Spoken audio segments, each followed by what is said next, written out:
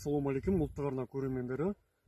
Мен бүгін пиарларға жиі түсетін зиянкес паутина клеш, қазақшасы өрмекші кеңес дейді.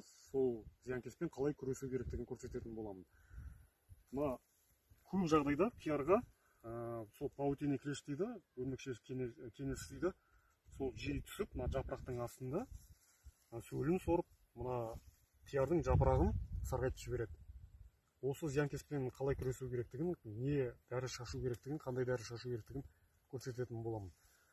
Ол үшін бізге мынандай вертемек деген агромагазиндерден сұрасаңыздар, осындай вертемек деген дәрі болады. Бұны 10 литр суға 10 грамм қосып, мына пиарға шашып шығатын боламыз.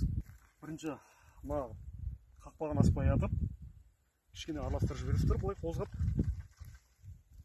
Сосын ақырындап ашып, мынандай өлшегішке 10 грамм қосатын боламын.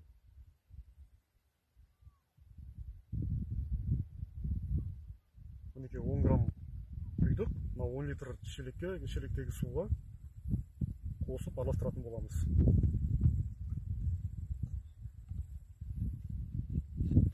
Бұл дәрі тез әсер етеді, 2-3 күнде өрмекші кеңесі, паутина клеш дейді, ақырындап жойылып кетеді.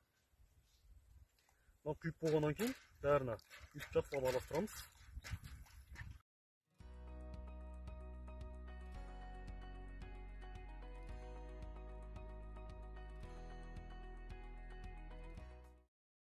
Дәріні аппаратыма құйып алдым, дәрі шашатын аппаратқа.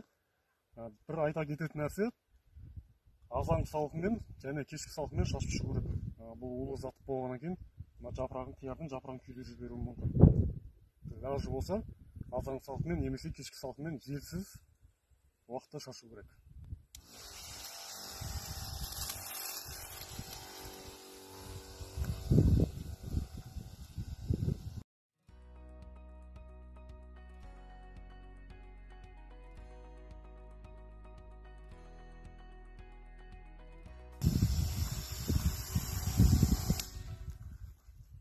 Мінекей үстіп жақтап шашып шығасыздар. Ұлттық арнамен бірге болыңыздар. Алда қандай күтім жасау керектігін, қалай баптау керектігін айтатын боламын.